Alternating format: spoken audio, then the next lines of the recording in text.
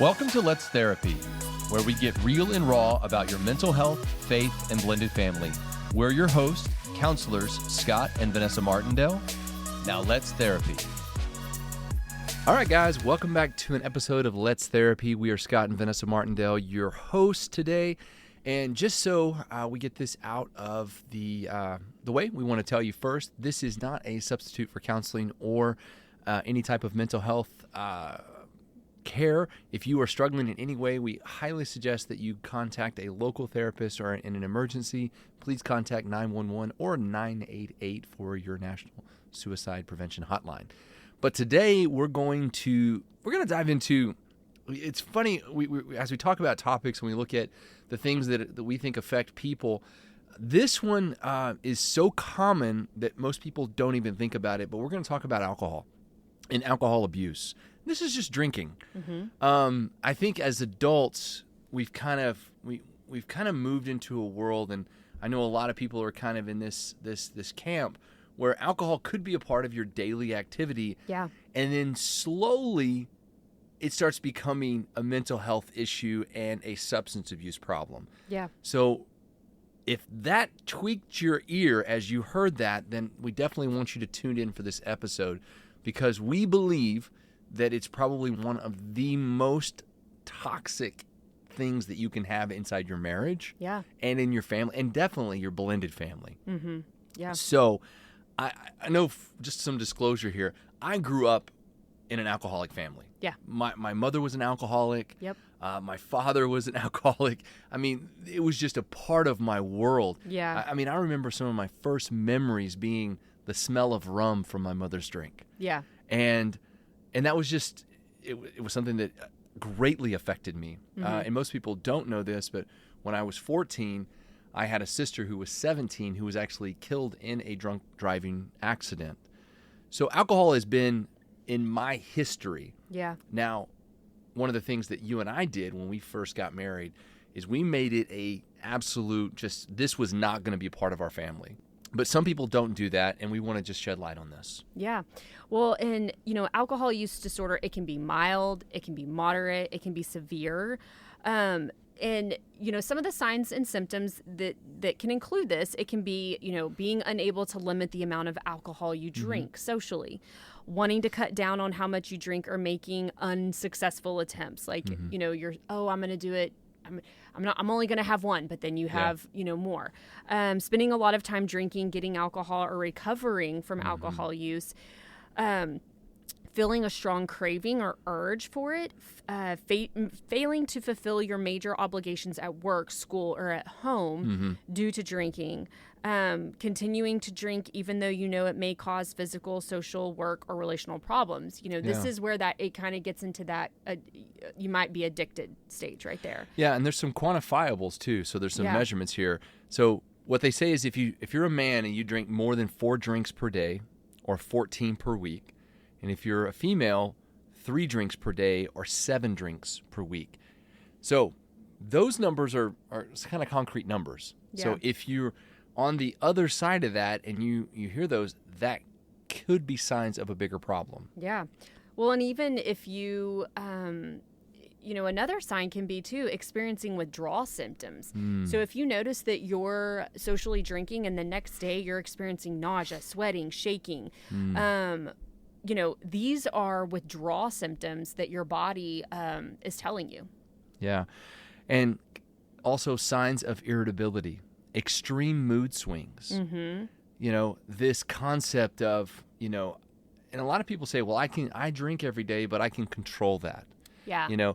And what you're seeing is you can't. And over time, the progression happens, because what happens with alcohol or any types of substance is what satisfied you one day requires more the next day. Yeah. So you're continually escalating. Maybe you started with beer, and then now you're on, more hard liquor stuff that's having to fulfill the exact same need.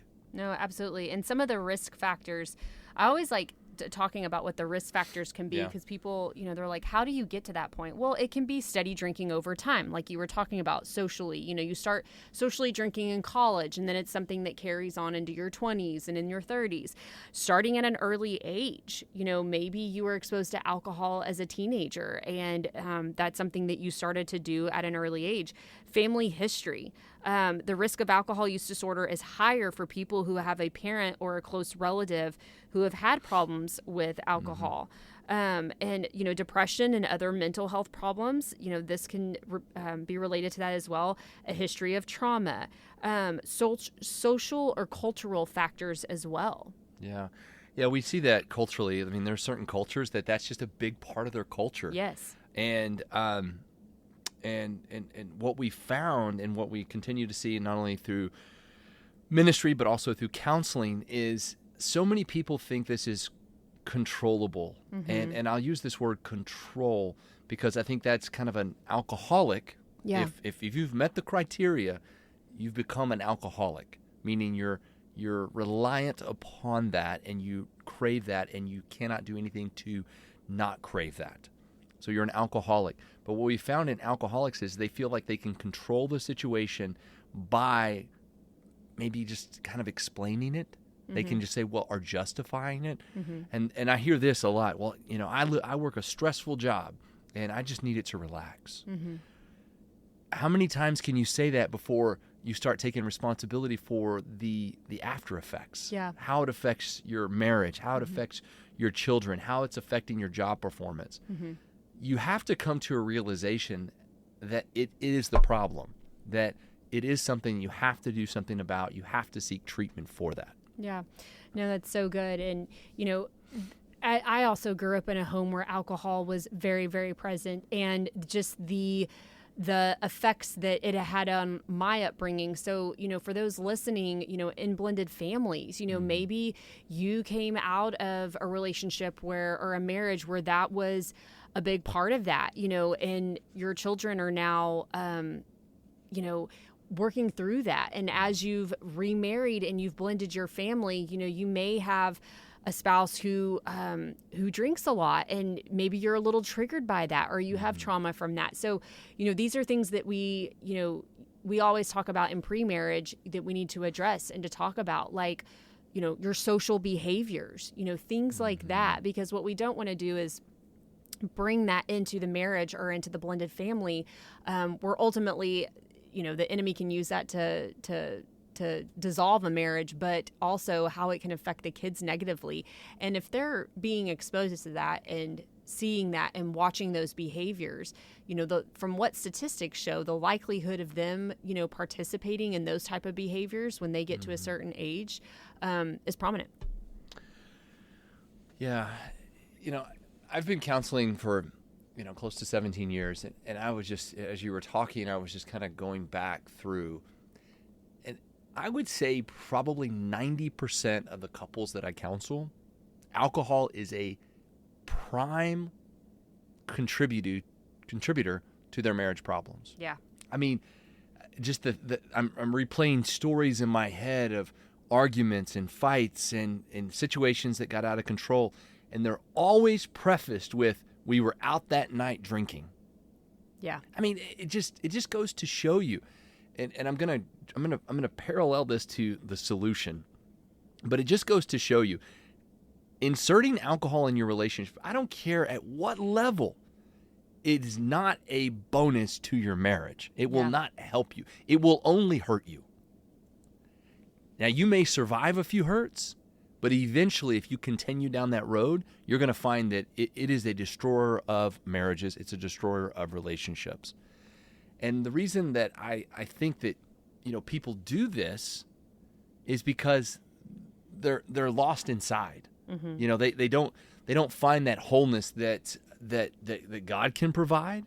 They don't find that wholeness that their spouse can provide for them. We talk about supporting marriages so much, but again, we're selfish people. We live a selfish kind of demeanor. So when people are not getting fed, they're going out and looking for other stuff. Yeah. And I can't say this enough. I mean, if you want a great marriage, alcohol just does not need to be in the presence. Yeah. It just doesn't need to be there. Well, and there's so many, I mean, just even going back to scripture on this, you guys, there's so many scriptures that, talk about, staying away from alcohol and envy, drunkenness, things like that, such things will not inherit the kingdom in Galatians. The Bible is very strict on that, and this isn't to say that, I know, several friends that, they'll have a glass of wine on their anniversary, things like that. Yeah. But guys, we're really talking about if this is an everyday act, if this is an everyday habit that is happening, you're riding a slippery slope. And not only is this going to affect your marriage, but we have to look at our family. We have to look at our children. We have to look at our stepchildren and see how this is going to affect them as well. Well, it destroys families. There's just no way around that, and I don't want to sugarcoat it. Anybody who's listening to this, it's like on the fence. I can tell you without hesitation, it destroys families. So I want to move into, what to do when you know there's a problem. Yeah. Because, again, we're all about seeking treatment. We're all about having the right people around us. Alcohol is a little different than a lot of disorders that affect us. That, as a counselor, we own a counseling center called 7 Therapy, and we treat a lot of different types of disorders. Alcohol treatment is a little bit more specific, and I think it requires a very specific type of program. Absolutely. So there are counselors, they're called LCDCs, Licensed Chemical and Dependency Counselors. They specialize in that type of either alcohol or dependency type counseling. Yes. And very notable, very popular programs like the 12-step programs. Those programs are available. They're not generally at counseling centers. They're more at specialty counseling places that do those types of 12-step programs. So if you're struggling in this area, one thing is if you're talking to your partner who's struggling, I want to address this first because I know this can come across very differently. If you're a spouse and your other spouse has an alcohol problem and you want to address that with them, it's not a situation where you should go and say, you need to do this and you need to do this, and badgering them like that is probably not going to get the result. Yeah. Versus if you say, hey, when this is happening, I feel this way. I feel further away from you. Our children feel further away from you. I feel scared for your future. Mm-hmm. I feel that it may be a very strong deterrent to our marriage. Yeah. So you're not attacking that person. You're just explaining to them how you feel. Yeah. Beyond that, once help is, at least accepted, like, hey, I've got a problem, I want to get accepted into a program, searching out one of those 12-step programs to help you kind of detox. Yeah. If an actual detox process is necessary, there are inpatient programs where you can go check yourself into a hospital and you can actually get that kind of detoxification, and then a 12-step program. And then afterwards, we want to recommend that you kind of see a counselor for kind of that maintenance area. Yeah. And you guys, we understand that, as spouses or children of, family members that are going through this, there's support for you as well. Mm-hmm. I know growing up, my father is a recovering alcoholic, and we went to every week, he went to his AA meetings, and my mom would go to Al-Anons and I would go to Alateens. And so we were getting help and therapy, so to speak, through that as well. And it wasn't just, treating my dad, it was treating our entire family. Yeah. And it was a really powerful thing that we did as a family, but it was also a great support for my dad and for us as individuals. Yeah. No, I love that. And again, if you're listening to this podcast and you know that this is a problem in your life and it's a problem in your family, know that you're not alone in this. There's a lot of resources out there, but recognizing that this is an issue is kind of that first step, talking to your families, maybe next step, and then seeking treatment. And overall, we just want you to be healthy. We want your marriage to thrive. We want your family to thrive. And we also don't want to miss out on talking about something that we know affects it. Yeah. So, guys, we hope this has helped. We hope that if this is an issue you struggle with, that you reach out, seek help, seek guidance. And we'll looking forward to seeing you on the next episode of Let's Therapy. You guys have a wonderful day. Be blessed in all that you do.